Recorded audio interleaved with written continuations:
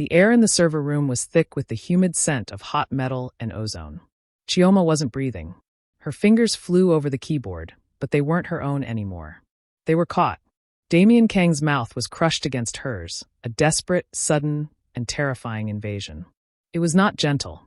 It was possessive, demanding, a silent argument that she was his property, his discovery, his magnificent captive. His left hand was tangled in her tight braids, holding her steady, while his right forearm was pressed against her lower back, tilting her body into the hard edge of the desk. "This is a mistake," Chioma's mind screamed, a flickering error message behind her eyelids. This is not how the Prince of Soul's underworld plays. But the terror, the real, heart-stopping fear of the man who owned her life, was drowning in a wave of impossible, electric sensation. He tasted like expensive whiskey and the cold promise of a perfect, beautiful death. When she stole $20 million from his offshore account 6 weeks ago, she expected a bullet. She expected torture. She expected anything but this, a slow, suffocating burn of proximity, leading to this sudden, fiery plunge. She pushed back, not to escape the kiss, but to claim a fraction of the power he was taking. Her hands, still hovering near the keys of the bespoke workstation they shared, balled into tight fists, then instinctively uncurled, gripping the fine, tailored silk of his shirt. A soft gasp escaped her when his tongue met hers, an intimate exploit that bypassed all her firewalls. "He's punishing me," she thought, dizzy. Asterisk, he's marking me. This is just another power play. Asterisk. Yet the kiss lingered past the point of punishment, past the point of dominance. There was hunger in it, a fierce, reckless need that contradicted his usual chilling composure. He pulled back just slightly, resting his forehead against hers. The silence was deafening, broken only by the whirring of the cooling fans and the frantic rhythm of Chioma's heart trying to hammer its way out of her chest. Her eyes opened, finding his, a shade of dark, impenetrable brown, currently glazed with an emotion she couldn't label. Possession, yes, but also a dangerous curiosity. "You're off cycle," he murmured, his voice a low rumble against her lips, referring to the algorithm they were supposed to be monitoring. "We almost lost the connection." Chioma managed a breathless, broken laugh. "You were the interrupt boss." Damian smiled then, a slow, predatory curve of his mouth that did terrible things to her stomach. "I always know how to regain control of the thread, Chioma." He didn't move away. The distance between their bodies was less than a millimeter, yet it felt like an abyss, the final space before the fall. She could feel the hard ridge of his belt buckle pressing into her hip, the warm, clean scent of his skin filling her lungs. Asterisk, don't look away. Don't show weakness. Asterisk. Chioma met his gaze, her own dark eyes blazing with defiance. "The data transfer is stabilizing. Looks like the subroutine held its integrity." She spoke the jargon of their work like a shield, a promise that the intellectual part of her, the hacker he valued, was still in command, even if her body was humming with residual shock. Damian's eyes dropped, tracing the path of her jaw, down her neck, and settling on the pulse point throbbing visibly in her throat. "Good," he whispered. "You handle the integrity. I'll handle compliance." He lifted his arm from her back, but instead of stepping away, he slipped his hand down, resting it on the edge of the keyboard, exactly where her own hand was trembling, frozen over the enter key.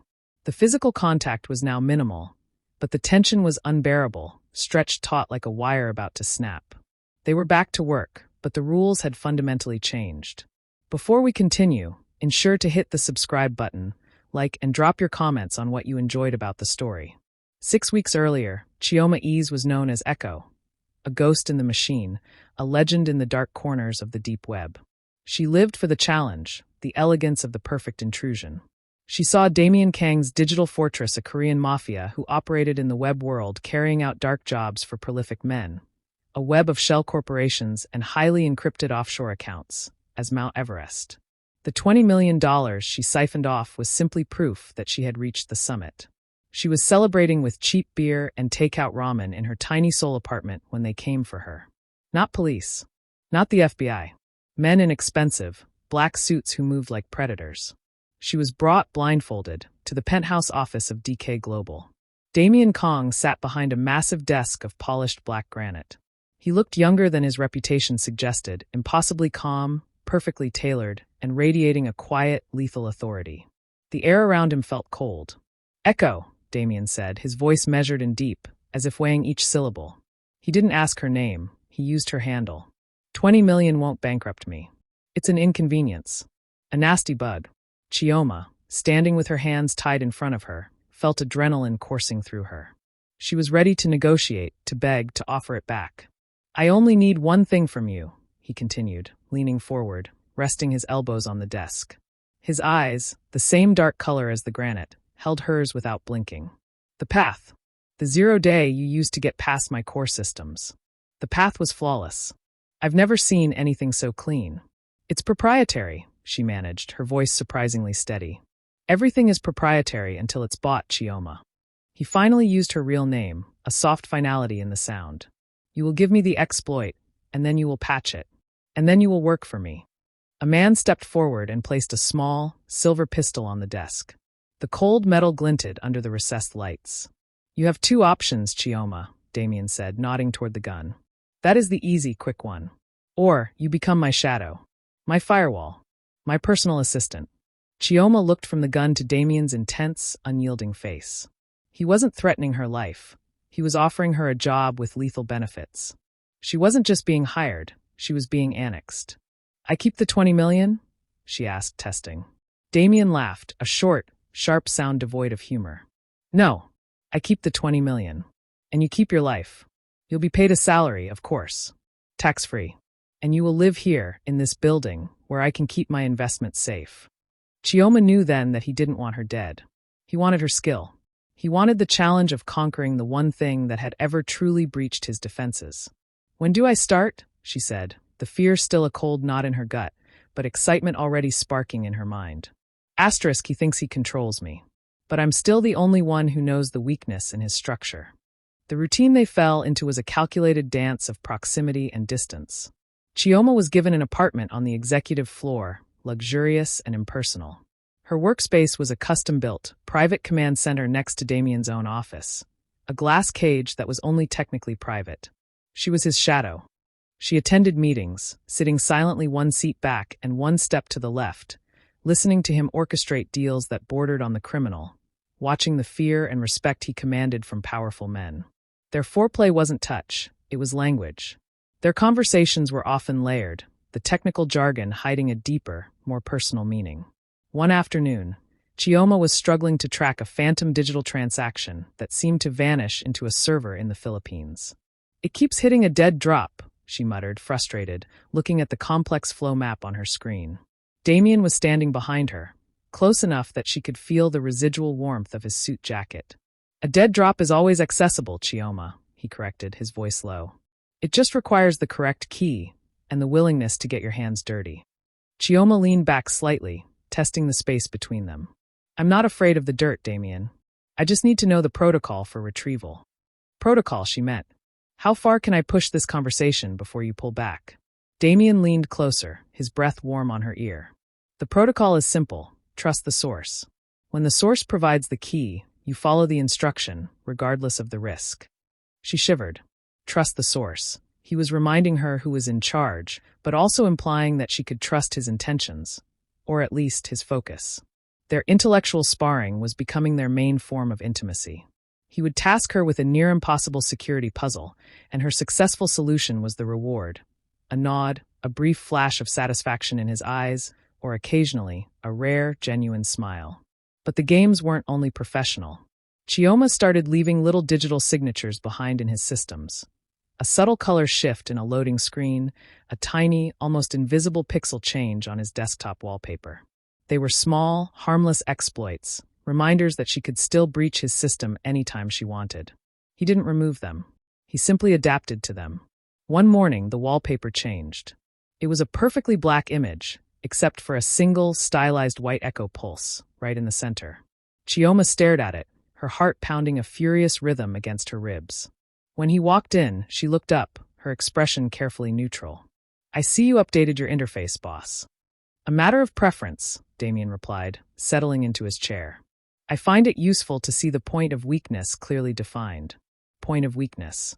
He saw her defiance, her skill, her very existence as the weak point he both needed and had to control. And by keeping it visible, he was acknowledging it, accepting the threat. That terrifying acceptance was the hottest form of seduction she had ever encountered. The The first real test came with an operation involving a rival faction, a man named Director Lee, who was trying to steal DK Global's market manipulation software. Lee thinks he's built an impenetrable air gap, Damian explained, pacing his office. He believes his system is completely isolated from the network. He's wrong. Find the ingress point. Show me how easy it is to breathe on an air gap. The mission was illegal, dangerous, and exhilarating. Chioma felt the familiar rush of the hunt, but this time, the stakes were personal. Her life was literally riding on the success of the exploit. She worked for 36 hours straight, fueled by coffee and the singular focus she lived for.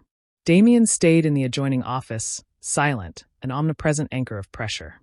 On the final night, she found it, a nearly invisible vulnerability in an outdated printer driver connected to the secure network. A digital pinhole. "I'm in the OS," she announced, her voice hoarse. "Moving to the kernel level now. I can plant the countercode." Damian came to her side, leaning over the console. He was so close that his shadow stretched over her, enveloping her in his darkness. "No," he commanded, his voice sharp. "Don't plant it. Just map the system. Create a blueprint. Then leave a simple message." Chioma hesitated. "A message? What kind of message?" "A subtle one. Something to show him the quality of the breach. Show him Echo was here." He was letting her sign her work. He was giving her agency, a flicker of professional respect that felt more intimate than any touch. She quickly typed 3 lines of complex, low-level code that, when executed, would only display one thing on Director Lee's screen: a single black period. "Done," she said, leaning back, exhausted. Damian looked at the code, his lips twitching faintly in approval. "Elegant. A full stop. You've defined the boundaries of his world for him." He reached out, his long fingers trailing lightly over the back of her neck, just below her hairline. The touch was feather-light, barely there, yet Chioma froze, every nerve ending screaming. "You're tired," he stated, his voice softening, but his gaze was still laser-focused. "You've pushed your system to the limits. Now you need a hard reboot." He didn't offer her a bed or food. He offered her a word, a technical term that now meant *rest. "Recover. So I can use you again, *." Chioma felt a strange, fierce pride in the cold respect he showed her skill. He didn't want a submissive secretary. He wanted a rival to subdue. She stood up slowly. As she passed him, their eyes locked. "Good night, Damian," she said, deliberately using his name, not his title. "Good night, Chioma," he responded, the sound of her name on his tongue a soft, dangerous promise.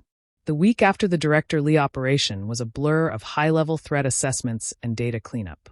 It led them back to the server room, late one Tuesday night. Chioma was sitting hunched over the keyboard, trying to decrypt a highly sophisticated Russian ransomware package. It was relentless, evolving in real time. The pressure was immense. Every minute delayed meant a potential $1 million loss for one of Damian's shell clients. She was cold, her mind numb from hours of algorithmic gymnastics. She found herself making clumsy errors, mistyping a crucial command sequence. She swore under her breath. Suddenly, Damian was there. He hadn't made a sound.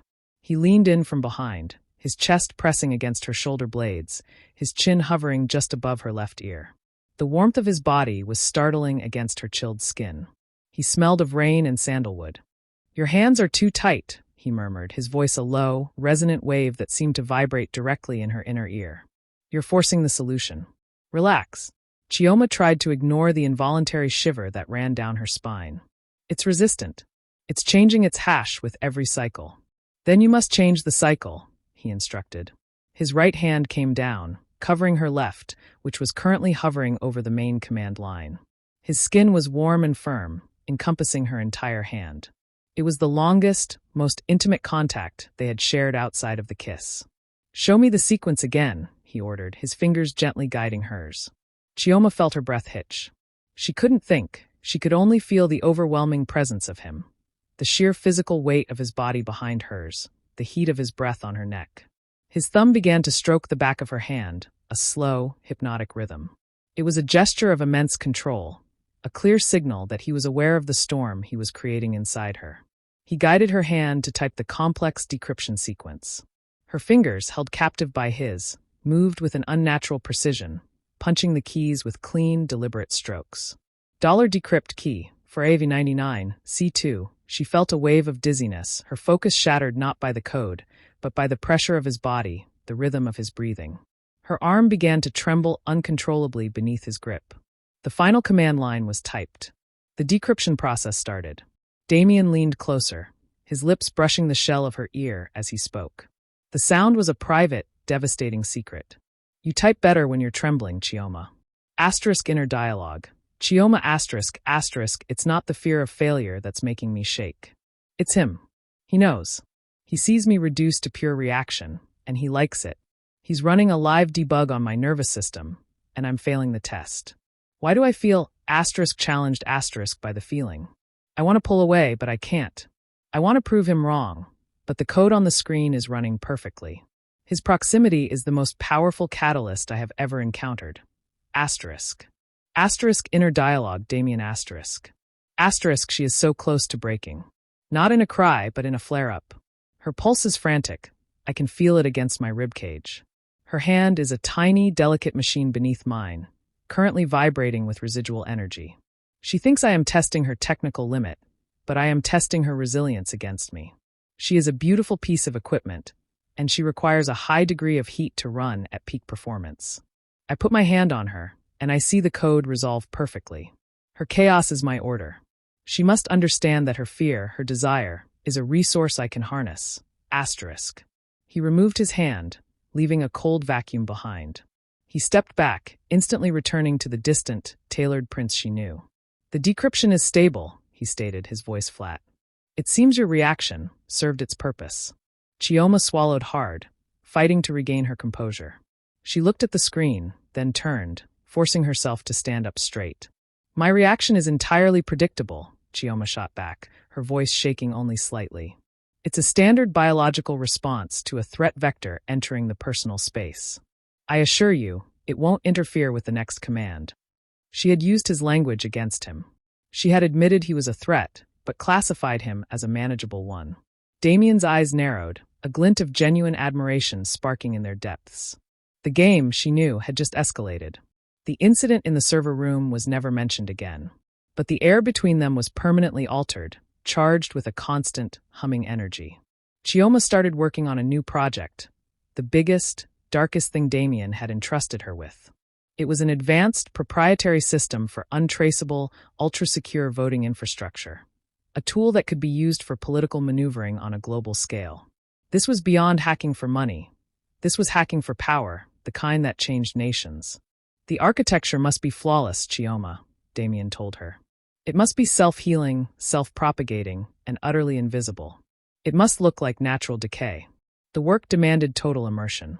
They spent entire days and nights together in the command center, the sterile environment contrasting sharply with the feverish activity of their minds. They spoke less in double meanings and more in short, intense bursts of co-creation. One evening, after 12 hours of staring at code, Chioma leaned back, rubbing her eyes. I need a break. My cache is full. Damian didn't look up from his own screen. The system cannot wait for a clean cache. You'll have to offload the excess data. He paused, then added, Go to the kitchen. Get me a coffee. Black. It was a simple, menial task, the only one he ever gave her. It was a clear reminder of her position, a leash gently pulled. Chioma nodded, grateful for the physical movement. When she returned with the coffee, Damian was standing, stretching his long, lean frame. He took the cup from her, but instead of drinking, he used his right hand to gently push her back toward her chair. The problem with your current loop is complexity, he explained, his eyes focused on the code on her screen, but his body angled towards hers. You're over-engineering the security layer. It needs to be simple. Simple is harder to break. He leaned over the desk, pointing to a line of code with his index finger. Chioma instinctively leaned in, following his gaze. In the moment, his arm was resting on the back of her chair, caging her in. Look at this, he murmured, his voice a pedagogical drawl. You've set up a triple-layer authentication here. Why? The true vulnerability is the human interface, not the machine. He straightened up, his eyes finally meeting hers. You design systems like you live your life, Chioma. Too many redundant layers of defense. It slows down the efficiency of the core function. Inner dialogue, Chioma. He's not talking about the code. He's talking about me.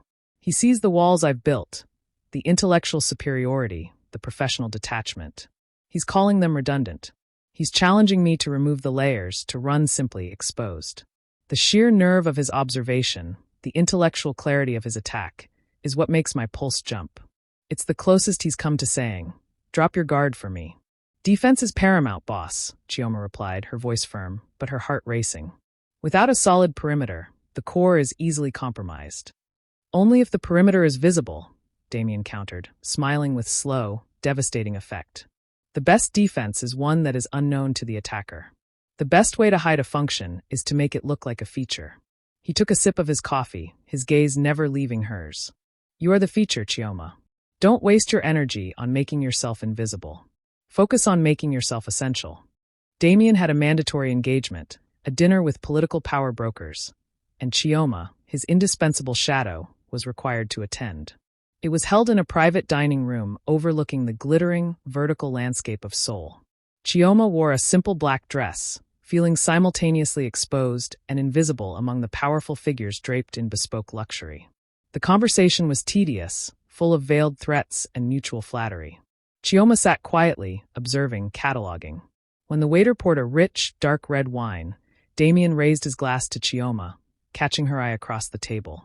"This vintage has a remarkable complexity," he announced to the table, but he was speaking directly to her. "It's difficult to read. It doesn't give up its secrets easily. One might even call it encrypted." Chioma didn't miss a beat. She lifted her own glass, the crystal catching the light.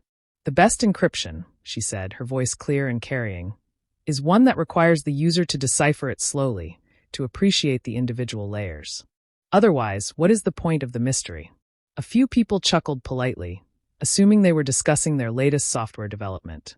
But the coded message had been sent. "Inner dialogue, Damian. She's matching my pace. She's responding with confidence. She's challenging me to reveal the next layer of my intention. The way she holds that glass, the sharp intelligence in her eyes, it's intoxicating. She is the only person in this room who is not afraid of me, and that makes her the most dangerous and the most desirable. I need to know every hidden line of her source code." Later, while the others were immersed in a side conversation, Chioma and Damian were left alone for a moment. "Director Lee is unhappy with the data corruption in his system," Damian said, lowering his voice.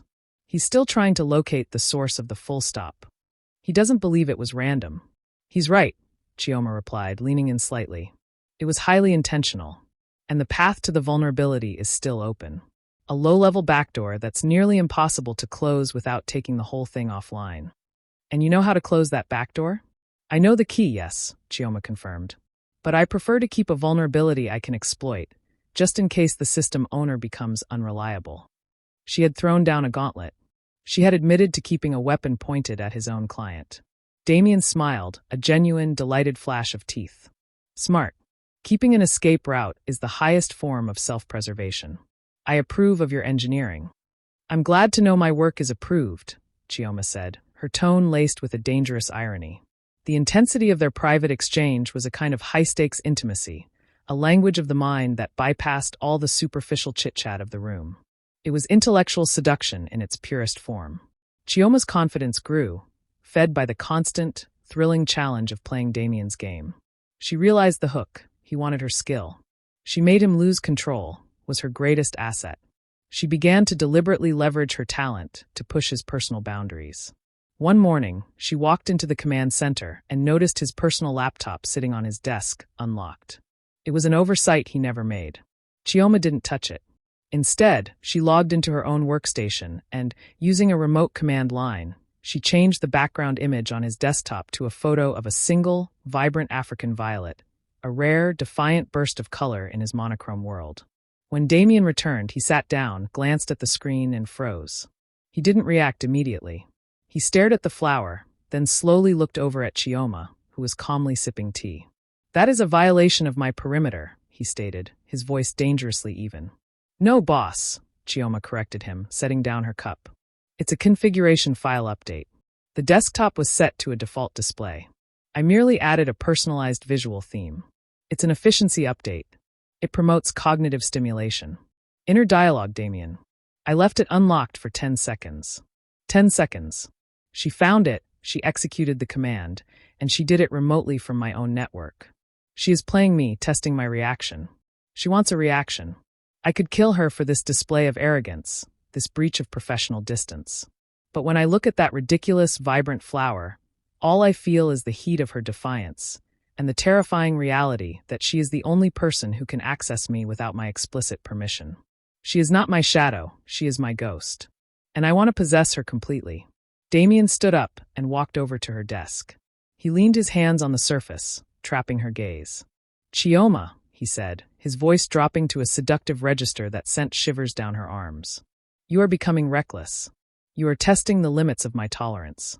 "Recklessness is often the quickest path to a clean solution," Chioma countered, meeting his eyes. "You preach efficiency, boss. I am simply practicing it." "And what is the desired output of this particular configuration?" he challenged, his gaze intense. "The output is knowledge," Chioma whispered, the sensual tension now thick and tangible. "To know exactly how far I can push before your system shuts down." He didn't shut down. He leaned in, closer than he had since the server room kiss. His mouth was less than an inch from hers.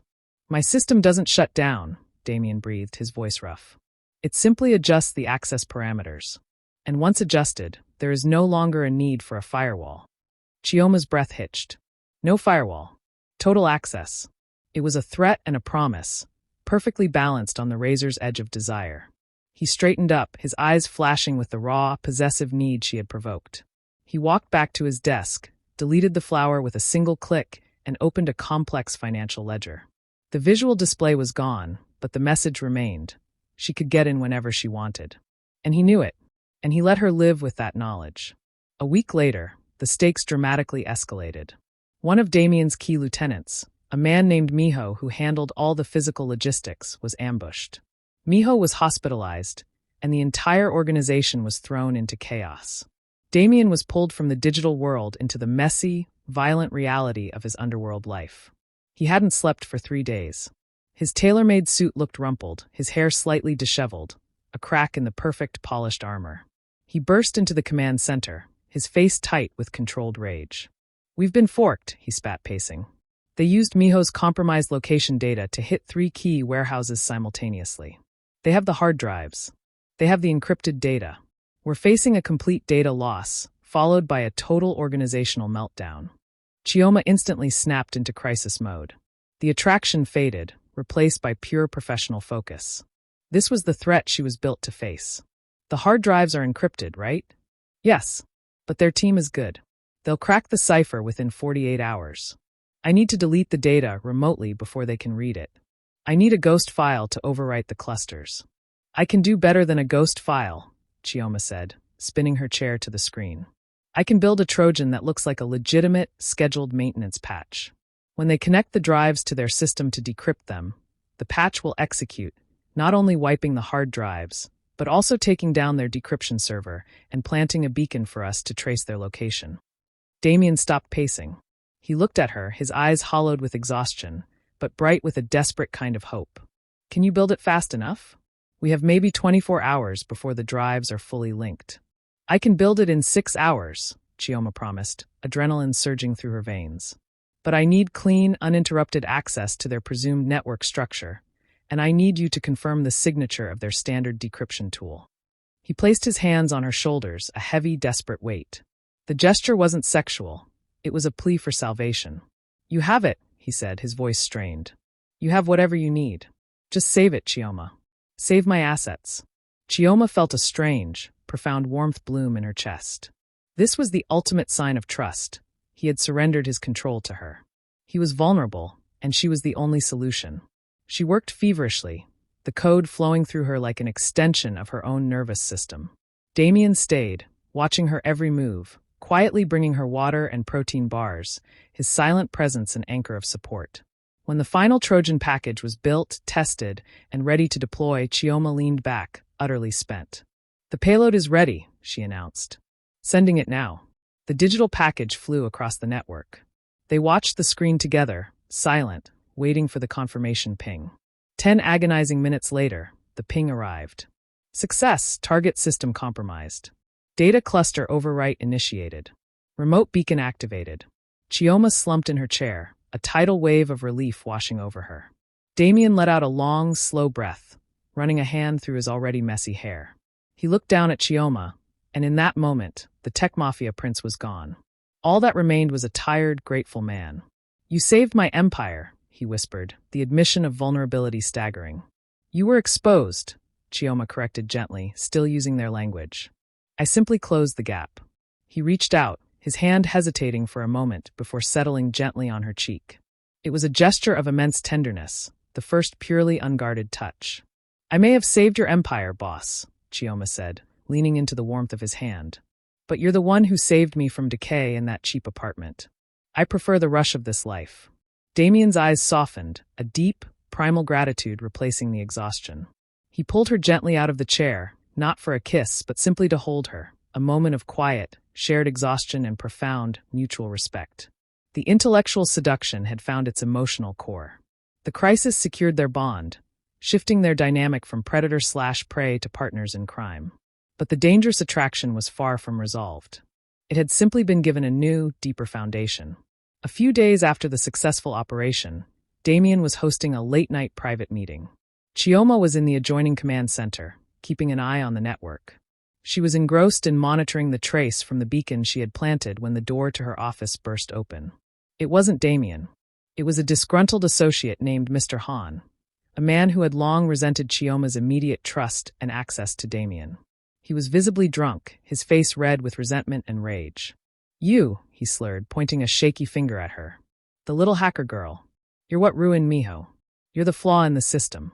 Chioma immediately hit the discreet alert button under her desk, locking her screen. She stood up slowly, her hands visible. "I suggest you leave, Mr. Han. Your access to this floor has been revoked." "I'll show you what it means to be revoked," Han yelled, lunging toward her. He didn't have a gun, but his intention was violent. Chioma was quick, but he was larger. He grabbed her arm, his grip bruising. Before Chioma could react, the door to Damian's office slammed open. Damian was there, moving with the speed and lethal grace of a coiled snake. His eyes were cold, feral. He didn't speak. He simply crossed the room in 2 strides and struck Han with a heavy, precise blow to the jaw that dropped the man instantly. Han crumpled to the floor, unconscious. Damian didn't even look at the man he'd just neutralized. He turned his entire attention to Chioma, pulling her roughly against his chest, his arms wrapping around her in a fierce, protective vice. Inner dialogue, Chioma. "My fear is not of the attacker, but of the protector." The sheer, terrifying violence of his defense. He didn't hesitate. He reacted like I was an extension of himself, an irreplaceable asset he would destroy anyone for. "The danger I ran from in the digital world is now my keeper in the physical one. This is what it means to belong to him. The protection is absolute, and the cost is everything." "Are you clean?" Damian demanded, pulling back just far enough to search her face. "Did he touch you?" "Just my arm," Chioma managed, her voice still trembling from the shock. "I'm fine. The system is secure." "You are the system," Damian growled, his control completely shattered. The polished veneer of the prince was gone, replaced by raw, possessive fury. He didn't return to the analytical, cool game of the past 6 weeks.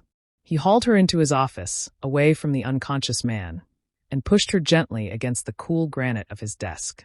He didn't kiss her. He simply looked at her, his eyes blazing with a mixture of fear and rage. Fear that he had almost lost his shadow, and rage at the man who dared to threaten her. His hand reached up, his thumb tracing the slight bruise forming on her arm where Han had grabbed her. He leaned in, his body shaking slightly with residual tension.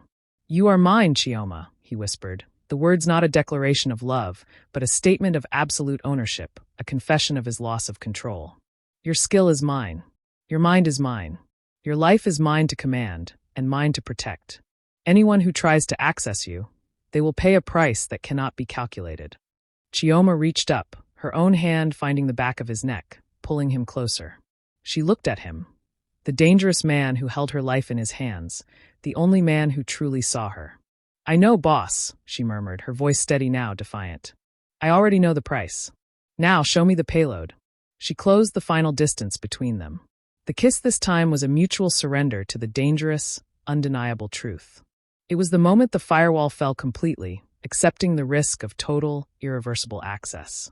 He wanted her skill, but in that moment of raw, desperate protection, she had finally made him lose control. The game was over. The encryption was broken, and the connection was now permanent. Dear viewers, What do you think about a mafia tech guru?